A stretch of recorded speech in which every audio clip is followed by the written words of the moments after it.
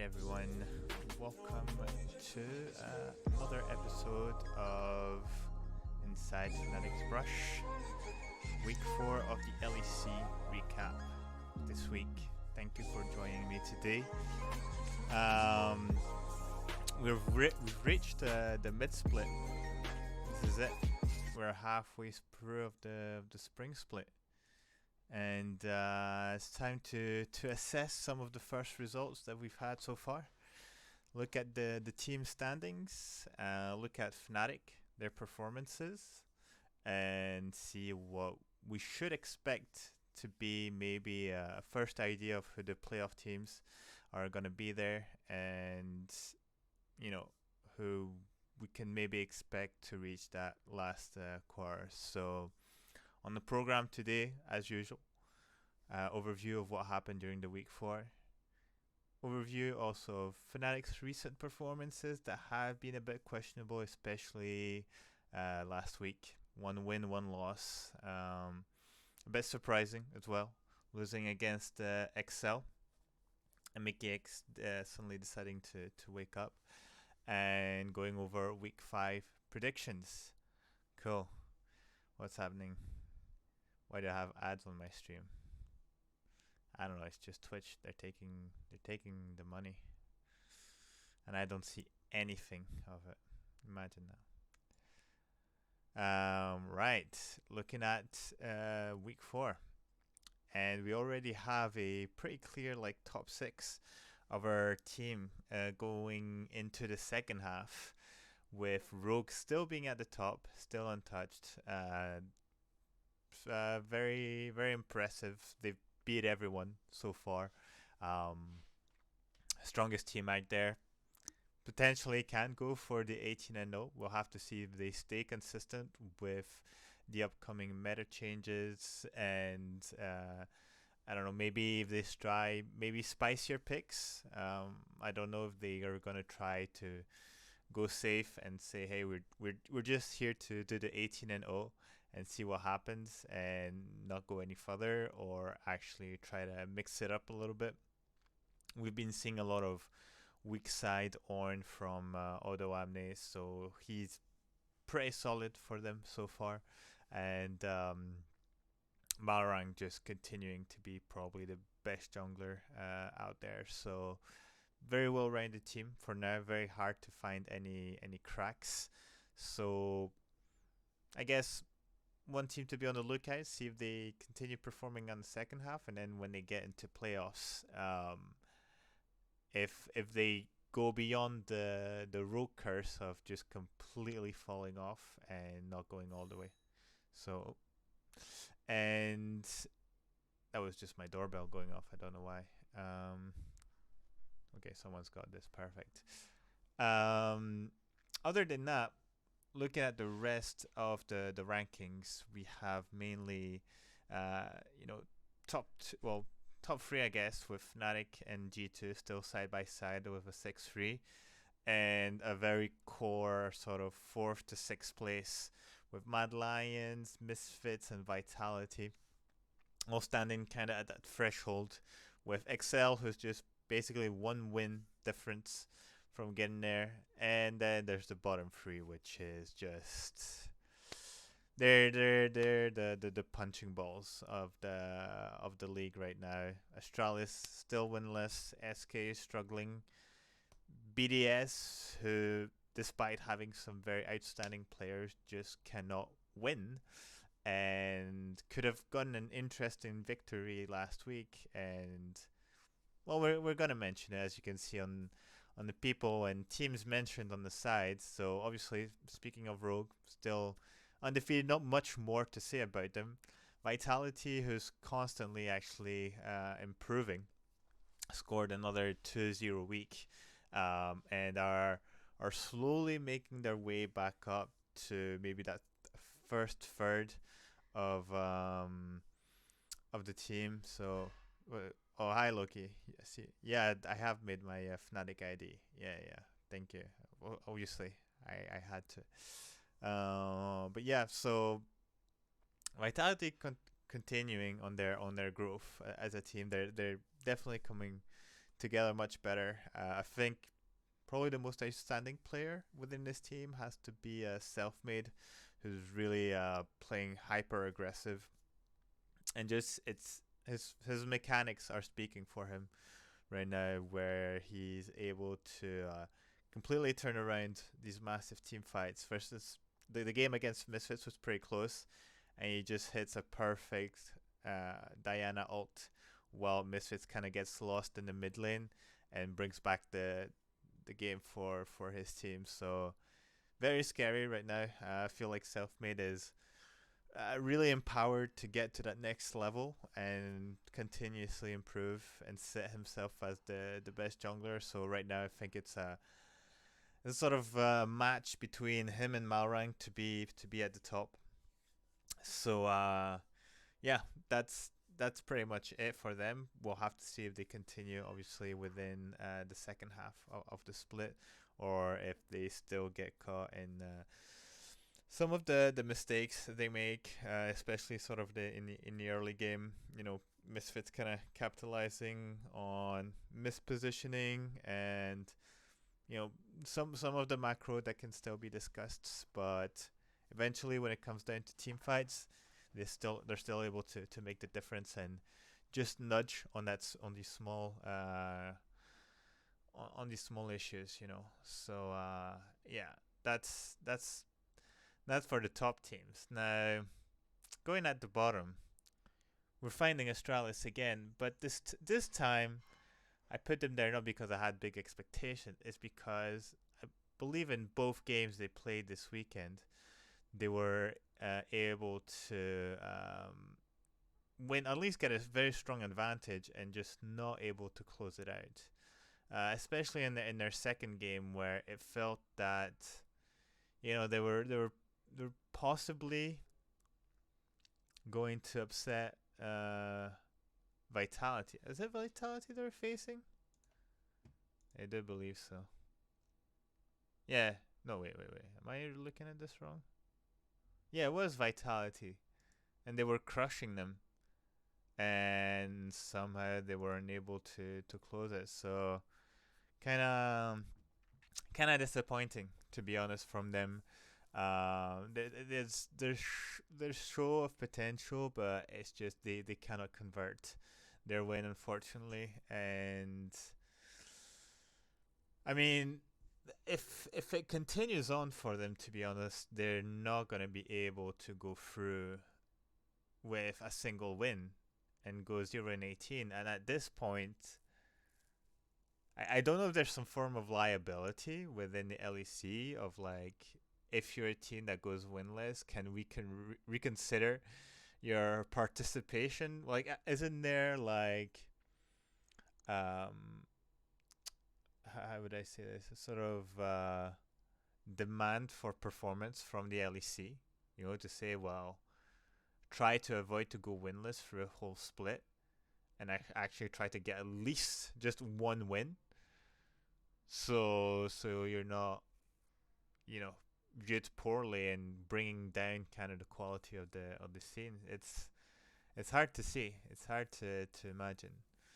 But yeah, I mean, they're doing good stuff. It's just very disappointing to see that they're not able to play a bit spoilers in those games where they do manage to get themselves ahead, and in the end nothing happens. They misplay, they overextend, they get outplayed sometimes, and they just throw games that did they have a plan, within the mid to late game, they would be actually able to have a couple of wins on the boards at least, and bother the teams who are at the top, who are trying to get that top four to be in that upper bracket. So yeah, Astralis was still waiting for on your first win. Keep going. You'll get there. You'll get there. We believe in you. Now you might be surprised that I've put a player instead of a team this time, but I decided to call out Adam on his recent performances, especially on his game against Mad Lions. His team was playing well, they were ahead, Um, I mean, there's two scenarios basically. There's the game. So the game on Friday, right, where they played against G2, where he goes ahead and just decides to turbo feed 2 kills to Broken Blade within, like, even before the camps spawn, and he's like emoting and like, oh hey guys, I'm absolutely gonna outplay this guy, level 1. Completely shits the bed, TP's back, and dies again 1v1. Game's pretty much lost. And Syncroft did his best to keep his team into the game. This guy is absolutely elo held. And I don't know how he keeps his composure having a player like Adam on his team, because with the game against Mad Lions, he's ahead with his Camille. He can really like pressure the backline, get onto the ADC, empowered Q, and delete him from the map. What does he decide to do instead? He decides to get fucking killed and overextend when teamfights go way too deep and get obliterated. Give away some shutdown gold, allow Mad Lions to get back into the game, get some objectives, get some barons, and then lose the game. And he repeatedly does this throughout the Mad Lion games. Like, check it out. There's at least 2 or 3 scenarios where he just goes with the hook against the wall, tries to reach the backline, ulties, his team is in friggin' Narnia, nowhere anywhere close, and well, does he think he can 1v5 because he's a bit ahead in items, and Camille has Cho'Gath ult on a Q? So for me at this stage, it's a bit of a situation of, what do you do with Adam? Do you trust Adam to actually improve and stop his bullshit and be a massive liability for his team, where there's actual players with potential who can try to at least catch that 6th place? Or do you reconsider his position within the team, look at your academy with Aggressivo, and try something for summer split? So I know how this is managed within BDS. I know there's a team manager. There's obviously grabs. Do they have these discussions already? What are they, what are they thinking right now? And should we expect Adam to still be there in summer? Would he continue with these type of performances? So there's a lot of questions right now around that, and I think Adam needs to stop with his ego approach into the game and thinking he's the best top laner to ever be created in EU, and actually take a step back and, I'd say, more assist his team, his top players like Syncroft and Nuclear Int. For me, I would just ask him to play weak side every game and play like tanks, front lines. Because when you put him on a carry pick like the Aurelia, the Jace, or even if he wants to pick his Darius, you have to require from him like a carry performance. So he has to be on the front line. He has to be the one to completely obliterate, not be matched on the side lane when he split pushes, and make it complicated for the team to do anything else. He dies early, creates no pressure because of that, and becomes useless the rest of the team. If you put him on a tank engage, like even put him on Malphite, he just has to press one button for the engage and let the rest of the team do the damage. But don't require from him to carry shit, because he's not going to be able to do it, because he's too much of an ego player right now, unfortunately, and he's costing his team games to actually make it to playoffs.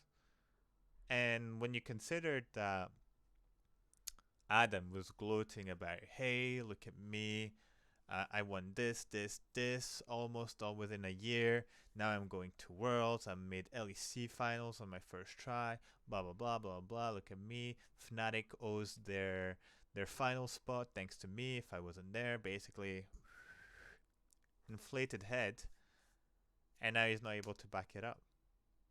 So I think someone in his org needs to give him a big, massive reality check. Say, hey, kid, you're still what, 19, 20, something like this. Take a seat, chill, and just help your team to win. And don't think you have to be a superstar because you have all the French fan base that's hyping you up into eternity, to the point that it's hitting your head a bit too hard. So yeah, I do hope Adam improves because he can be an interesting player, but so far he's a bit annoying in his way of playing. But yeah, that'll do for our review for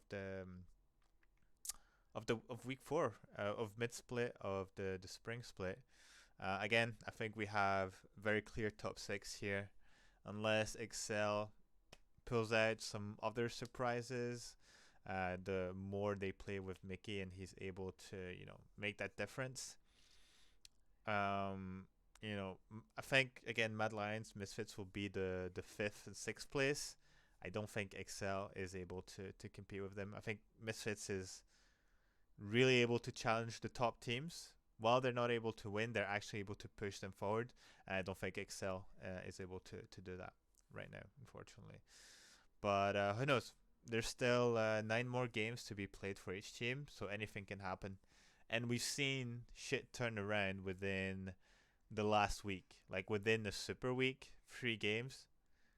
Uh, Places and rankings can switch within a week, so everything will be up for grabs. I think the XL will probably be teetering on that 7 to 6 place, and it might come down to 1 or 2 game within that Super Week.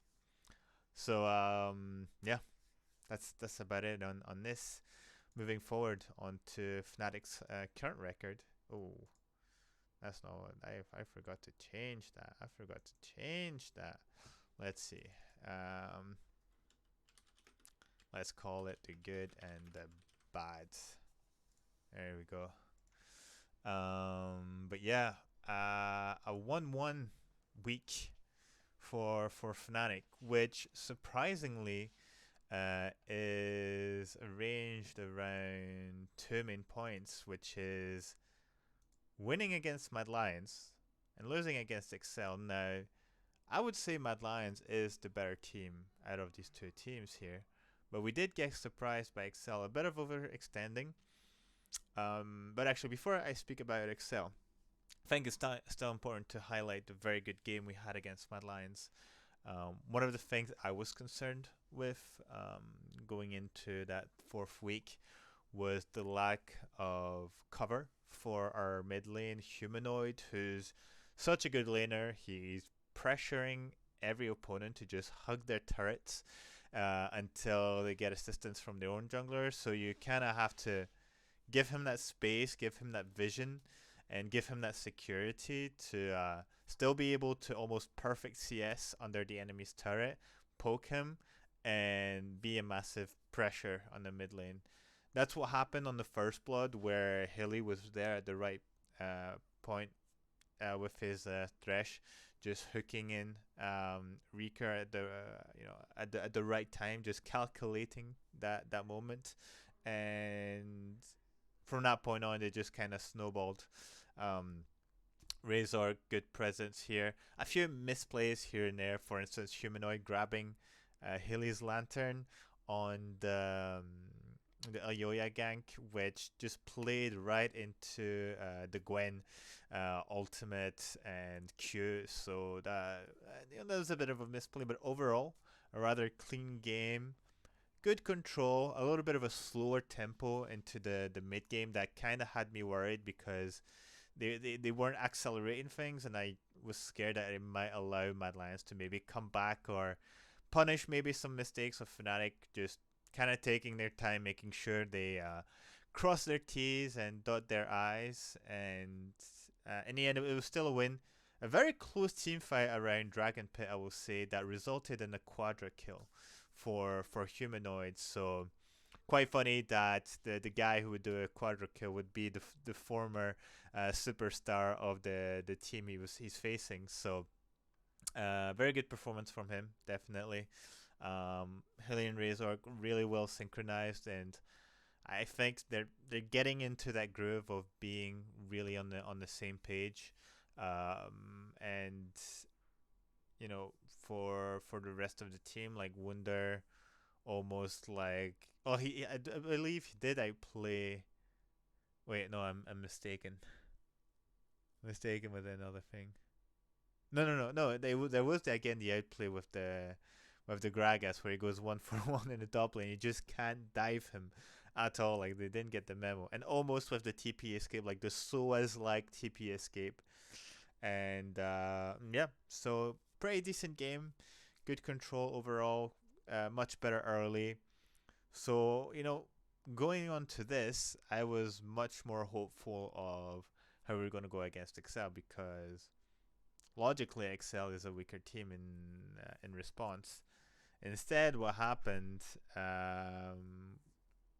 We kind of got a bit outplayed. So we had a bit of a sort of mismatch, I think, in terms of like our draft still needs a lot of work.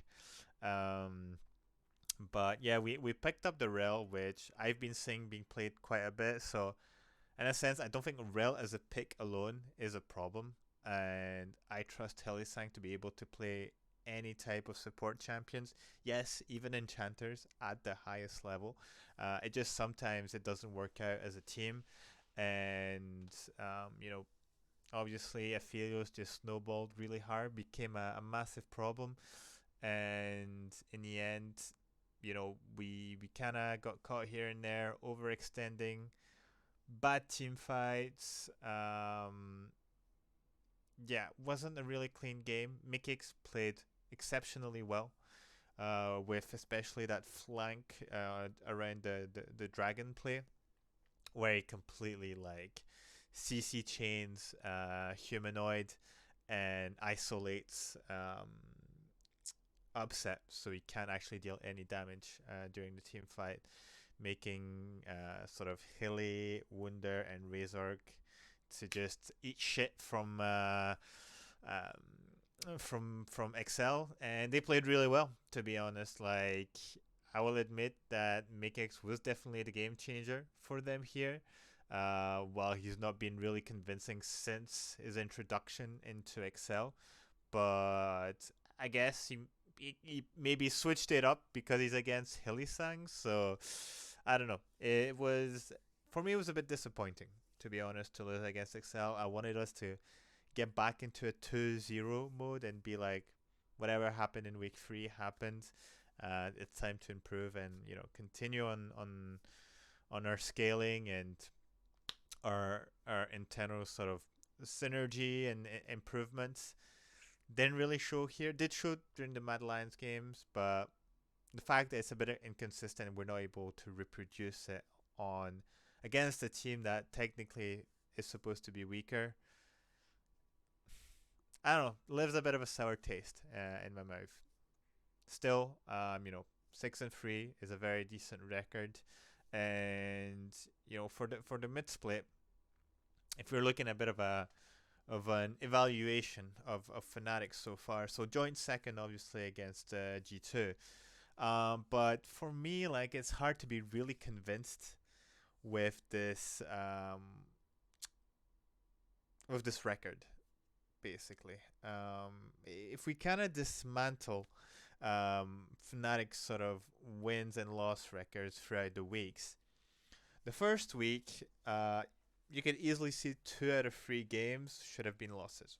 BDS and Vitality, both teams just really misplayed their lead, and it came down to better team fighting. But you can't just rely on better team fighting to do anything in this game. You need to have a lot more elements like macro, objective control, rotations. to be a complete team. The game against SK was much more solid in comparison. So first week, dusting off the rust. I won't add more about this. It is what it is. We got 3-0. Very lucky. The experience really spoke during this game for sure. On the second week, we have a sort of very scrappy game against Astralis, who continuously find ways to close the gap with the objective bounties. I think this also resonates on the fact that maybe we weren't able to cover properly our maps, so we gave away a lot of turrets, some gold, I think, with was it the Drake or the Herald at some point, and so it just extended the game. In the sense, we were still ahead continuously, but it's like you want to be able to be a bit more assertive against this team like Astralis and close the game much earlier. The game against Misfits was much more convincing. Record time, LEC shortest game. They snowballed very early and they continued going on, taking very good team fights and just choking out Misfits by not allowing them to do anything onto the map. And that was a much clearer game for sure. Obviously, week 3 just showcased a lot of flaws. Completely stomped by Rogue, who, even though they're the best team, I didn't feel like we were able to challenge them at any point during the game. And a loss against G2, who does have like one rookie and also has 3 new players. So we had a very good early game, and then we just completely, scuffed our mid game. We took bad team fights. We didn't play the map properly, and some scaling was going a bit more towards G2. The Aatrox was just unplayable, so that was a bit complicated in the end. Finally, we come down to last week where we go 1-1, and one convincing game, one disappointing game. So right now, like if I had to, I don't know, number the games where it felt like we were in control, I'd say there were maybe two, 3 if we add Astralis, but it would be the SK game, the Misfits game, and the Astralis game. The BDS Vitality should have been lost, but happened to be on week 1. Big losses against Rogue and G2, who I think exposed our flaws. And XL, maybe an outlier with Mickey X going completely bonkers and carrying his team on Leona, but still showcases some, some growing pains within the team for sure. To not be able to, I don't know, to be able to capitalize points against a team that they're meant to be better, in my opinion. So for me, what it will be is to expect, cleaner performances going forward. I want to stop seeing humanoid positioning in a very like weird way. I know, people have mentioned that that's just how humanoid plays in the regular season, where it just plays on the edge and does some things that are a bit surprising to say the least. But I'd like at least for us to clean up that bit. Continue seeing improvements in synergy between our jungle support to cover up lanes.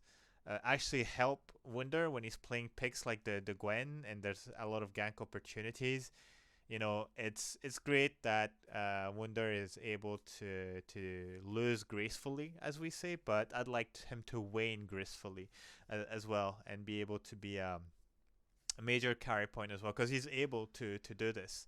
So either that, or we just put him on tank engages. So keep on the Gragas, bring in some Ornn, whatever other spicy picks he's willing to play up there.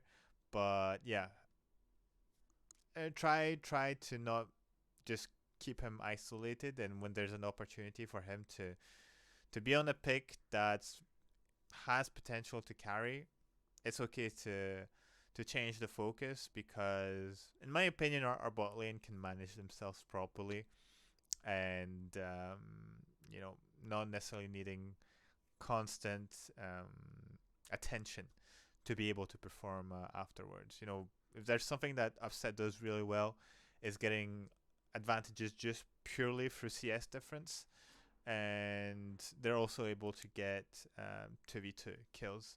Obviously, it didn't work as well against Excel. Upset did manage to find a way to equalize with a sniped uh, W on the Jin, but other than that, you know, I think we need a bit more flexibility in our play style. I understand that, you know, giving a lot of attentions to Upset for him to be able to carry, but for me it's weird. You know, for me I understand if it's a pick on like Aphelios that scales really hard. On a pick like Jin, when you have a Gwen on the other side, I don't think he needs that much attention. Um, his his role probably like in the early game is more to provide long distance CC, being able to hit his ultimate from a distance for damage and slows. And if Wunder was like very strong on the front line with his Gwen, he would just shred everyone. You know, Gwen has the tools to do that. So unfortunately, it didn't happen there. So yeah, I think better drafting, less weird positioning, weird plays, better better understanding of the win condition, I would say, as well. And yeah, so we'll see how it pans out for next week. Obviously, there's a big game on Saturday, which is the return. Now we're on the sort of return phase of the game, so we'll have to see if those initial wins weren't actually fluke wins, or if we're able actually to snowball on what we've learned on the previous weeks. So yeah, I'm still very hopeful about this team. There's definitely the talent. I'm just kind of anxious on how quick they're able to execute on those improvements and be at the level we're expecting them to be. I feel it would be a real shame to miss out at least on the LEC final.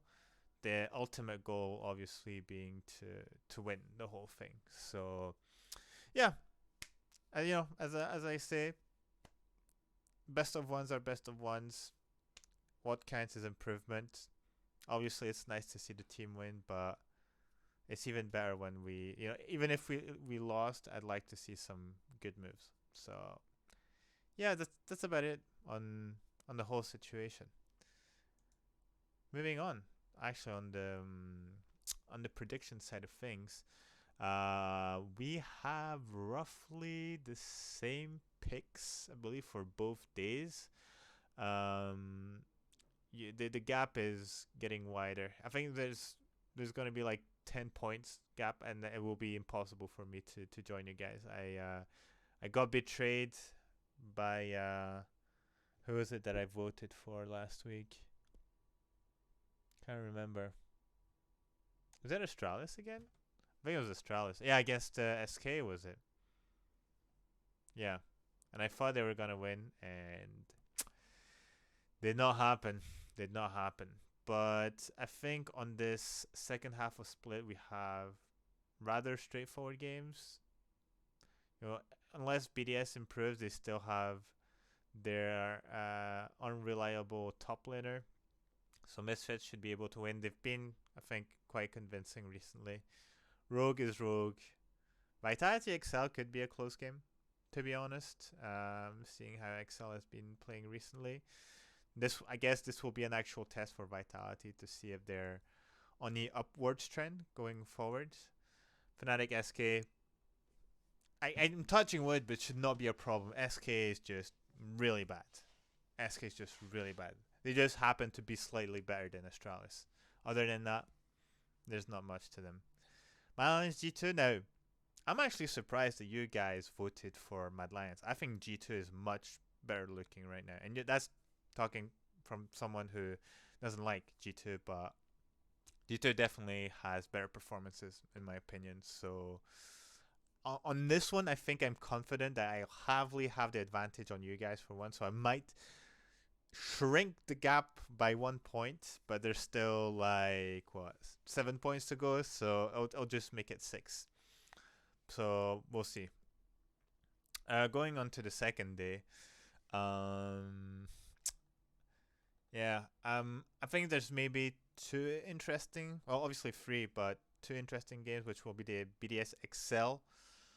If Excel wins on the previous day, I think they'll be able to just smash BDS unless Syncroft just goes yet on another level and manages to single-handedly carry his team. But it's a game of balance. Is the Syncroft carry much higher than the Adam loss weight? It's like who's heavier? Is it the Syncroft carry or the Adam Inter?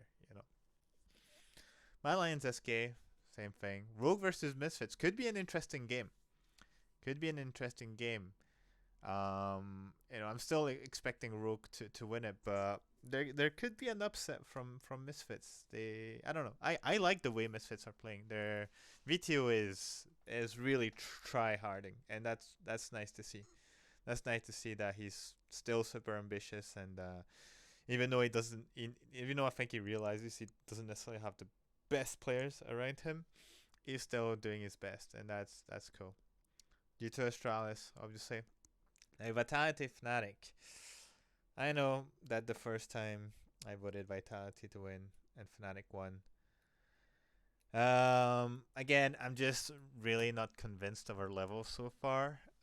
So I want to be proven wrong, but for me, like we're kind of on a stagnant level while I feel like Vitality is on the upward trend. So could be another 1-1 week. I really hope to see us win. That would really, really make me happy, and maybe put my money where my mouth is in the sense that maybe I underestimate Fnatic, but who knows? Again, it's the best of one. Does it really mean a lot? No. Is it for bragging rights? Absolutely. So yeah, those are my predictions for this week's LEC. I don't think there's anything else to add that hasn't been said before. So on that, I will be thanking you guys for watching today, for tuning in, even if you're just watching, not necessarily typing in chat. Thank you for taking some time to catch up on everything LEC and Fnatic. Make sure to follow all the socials that are here. My personal account right there, Twitter account, Matt Scott _.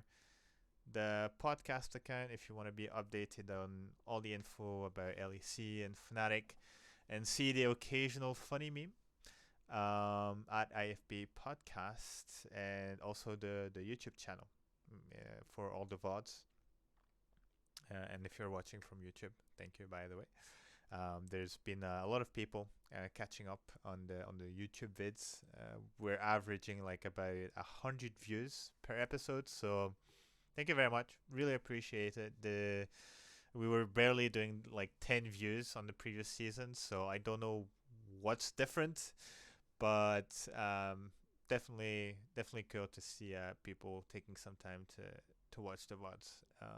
But yeah, with that said, again, thank you for tuning in. I'll see you not next week because I'll be away. So I'll try to figure out a way to pre-record the episode and do a sort of, live fake stream. It might be on YouTube. I'm gonna see if something can be done on Twitch. But yeah, I'll have to prepare it in advance. So if anything happens between the time I record it and the time it happens, just know it's because because I wasn't available on the day of podcast. So yeah, just a little side note. Have a good night. See you virtually next week, and hopefully 2-0 week. Always Fnatic, guys. See ya.